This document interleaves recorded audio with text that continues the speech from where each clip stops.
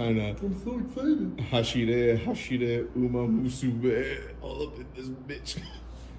Oh, I know that one. And that's my girl. And that one.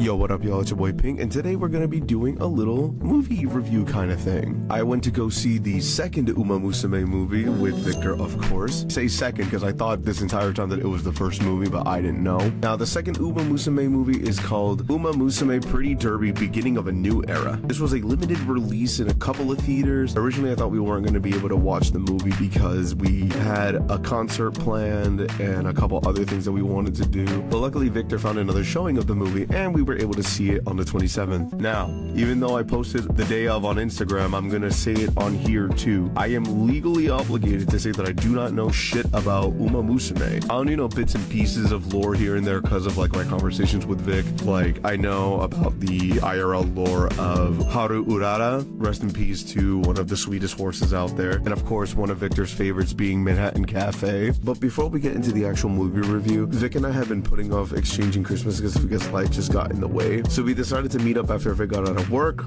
before the movie, got some food, and exchanged our gifts. What the fuck? Oh, it's the. It's a big fucking figure. I didn't realize. Oh, okay. I was like, yeah, that's the one that comes with both of them. Yes. How am I gonna carry this around? I'm gonna have to ask you to carry it. Hey, I'm about to tell your home. So, remember that I was supposed to get you one of the albums that you ended up buying, which I was like, fuck. Bro, I absolutely. The more you. That's why I was like, you shouldn't have told me because that was gonna go. No, and that was the I thing too. hunted for everything simple here. That Yeah, movie. but you only found the albums, right? I only found straight up albums. So good thing. Boop, boop.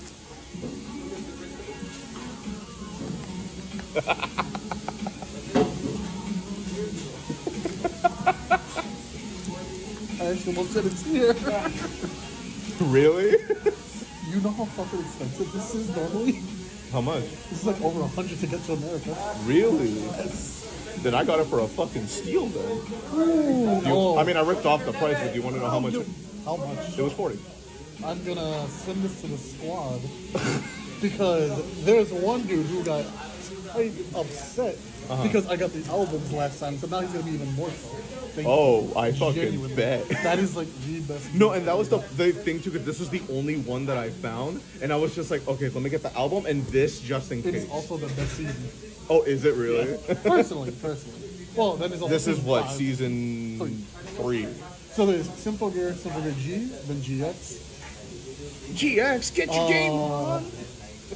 Let me turn this shit off. I tried writing notes as I watched the movie, so this is somewhat my note/live reaction, so I'm just gonna go over whatever I have here. And I mentioned the horses, I'm also gonna put their IRL counterparts with them. So this movie focuses on Jungle Pocket, Agnes Tachyon, Dansu Flame, and Victor's favorite Manhattan Cafe, as well as TM Opera O. We're first introduced to Fuji Kiseki, which best horse by the way, because I have to be consistent with my love of tomboys. But there's a lot of races that are mentioned. I would say that this movie works as a standalone, but if you don't know shit about shit like I do, you might get a little confused. But the races, I guess, a way to explain it, increase in difficulty. They want to participate in what's called the Twinkle series, but they start in like G1 races, which according to Vic is like the rank of the race, I guess. But the music in this movie is really pretty. If you haven't heard any of the OST, I would recommend doing so. And the animation is really pretty in this movie too, especially when they decide to lock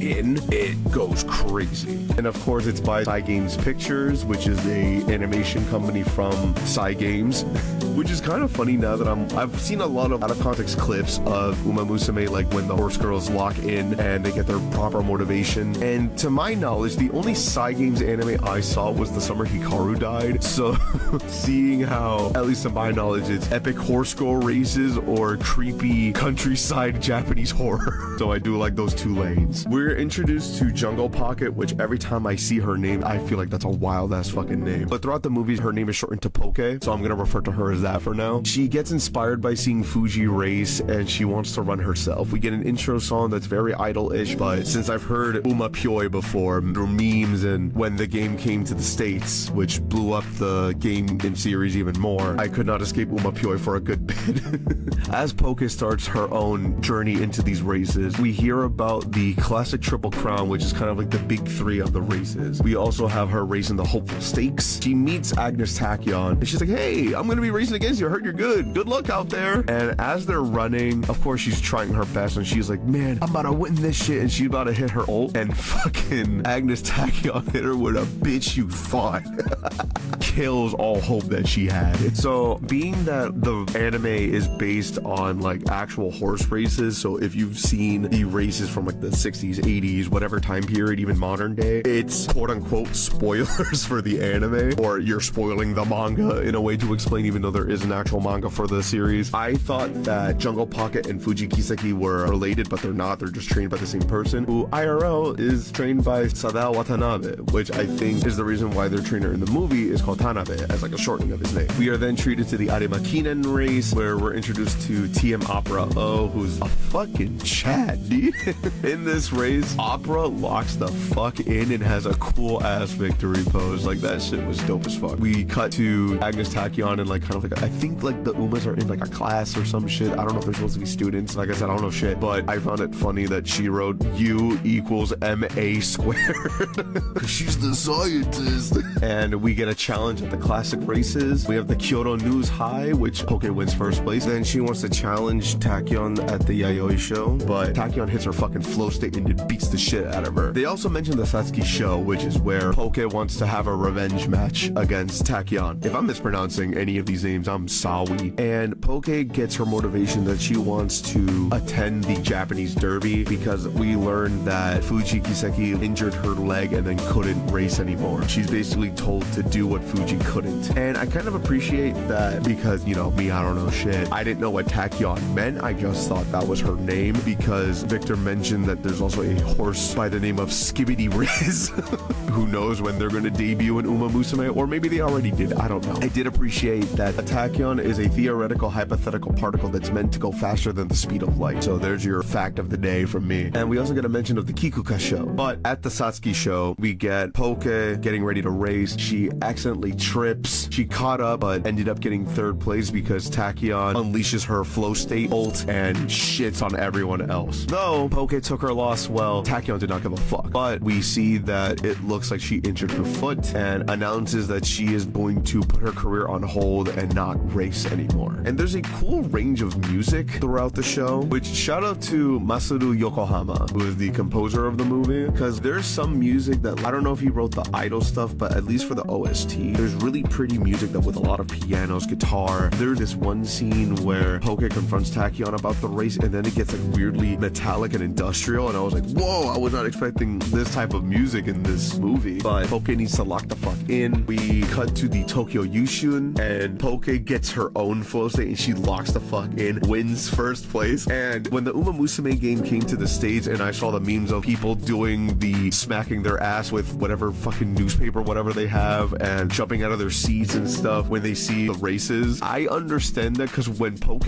won this race, I legit wanted to jump out of my seat in excitement. So she's making it to the Derby, but Tachyon sees Poke winning the race. She gets this sudden realization that she's going to be replaced, and she's like, fuck, I don't know what to do. I feel bad for the seiyuu Yuri Fujimoto because a fun fact, since I found from a reel, apparently she didn't know that she was casted as the main character, like the leading role in this movie, because she auditioned for a bunch of characters and never got anything. But then when she got the role, they were explaining the lore of the horse. They explained, oh yeah, so like for this movie, and she's like, wait, for the movie? Wait, I'm like the leading role? What the fuck? So congratulations to her, and she did a great job. Although I say I feel bad for her because this woman was screaming and her voice is really gritty when she screams. I hope that she took care of her voice afterward. And Poke gets a cute victory pose and we cut to her Googling herself, which is kind of funny. And apparently we get a fucking beach episode in this movie when they're getting ready to like, they went into like their lodges, they're all sleeping, and one of them was like really excited, and then one of them basically should just go the fuck to sleep.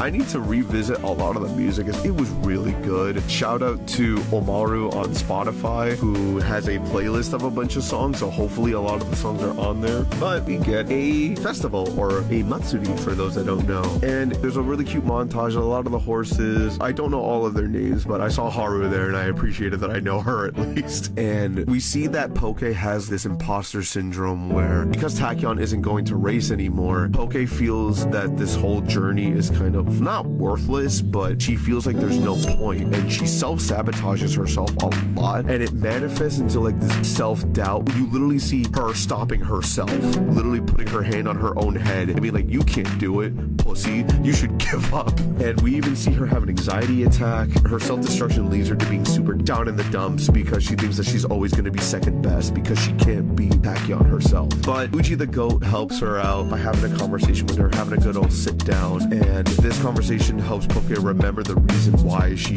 wants to race. This motivates Poke to go back to Tachyon and be like, yo, train me. And Tachyon's just like, nah, fuck it, I'm not doing that. After the denial, Fuji offers to race her. We see Fuji's outfit and I'm just like, peak design.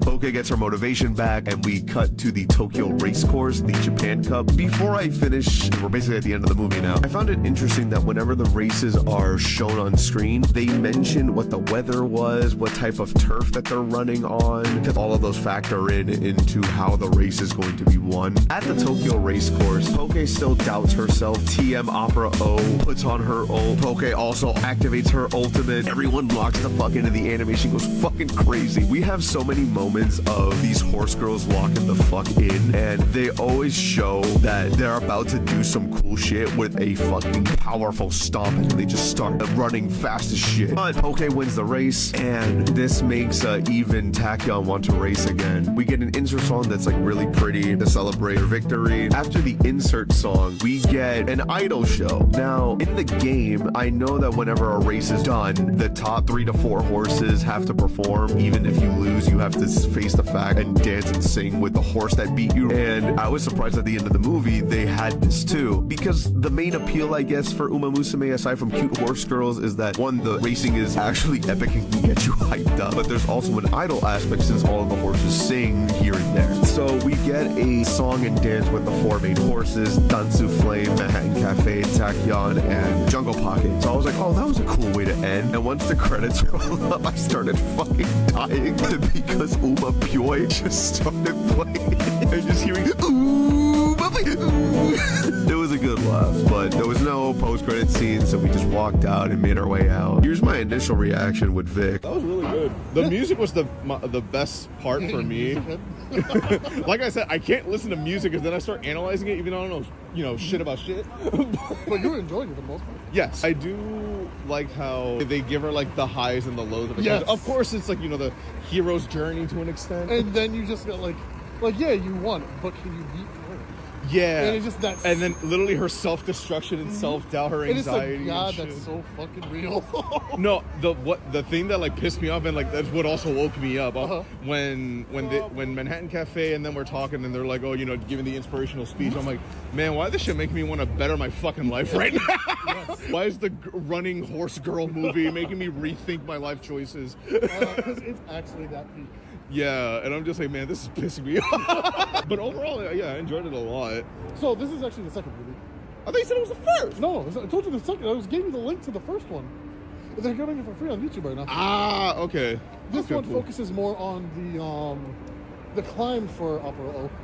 Ah. So this is going to be focusing more on NTR and Opera O. Oh, so is it like the first movie is her like as the underdog, and then she's technically the villain in this one? Road to the Top is what it's called. And then this is the beginning of a new era.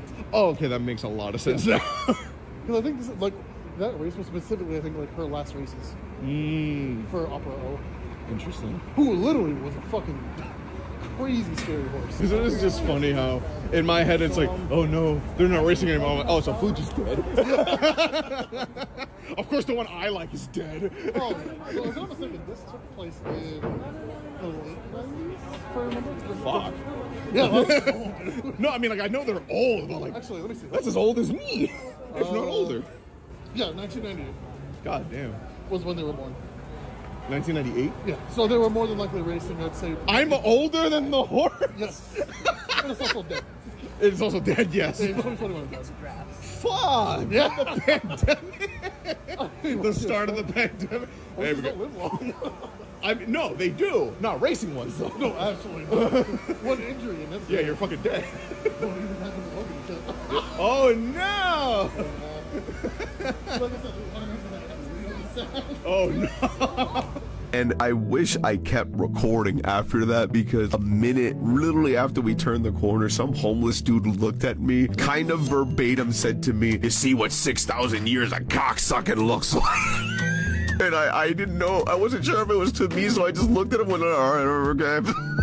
And we just went to the train. But overall, the movie was dope. The way that they animated it, the animation is beautiful. The music is beautiful. There's a lot of cool shit to appreciate in this movie, and I wouldn't mind watching it again. I have a friend that even offered to watch it with me, but I have other events to attend to, sadly. But I had a great experience watching the movie. Sadly, there weren't a lot of people in the theater, but I was glad I wasn't the only Uma virgin, so to say, because I overheard people as we left the theater like, wow, that was cool. Oh yeah, you might get into it. Da-da-da-da. So I was like, oh, cool. I wasn't the only one popping my Uma cherry in today. Sadly, I don't think I'm going to play the game because the gameplay aspect isn't for me, because it's sort of like, I don't want to say Tamagotchi kind of thing, but you're basically just raising your horses and then watching them race. So that's not necessarily my preferred play style, but you know, not everything is for everyone. But I do think I'm going to eventually tackle the series itself. And maybe I can do another video like this where I talk about my thoughts. Maybe I'm filming myself, or I'll do another voiceover thing like this. But after we made our way back, we basically just went our separate ways, and then the next day we had an Aries concert. But there was supposed to be an auto vlog this week, but I still need to do some research, so this is coming out first. So I'm breaking my no, I have to do everything in order thing for this. So I hope you enjoyed my thoughts on the movie, this video, and I've been Pink, and I will see y'all whenever.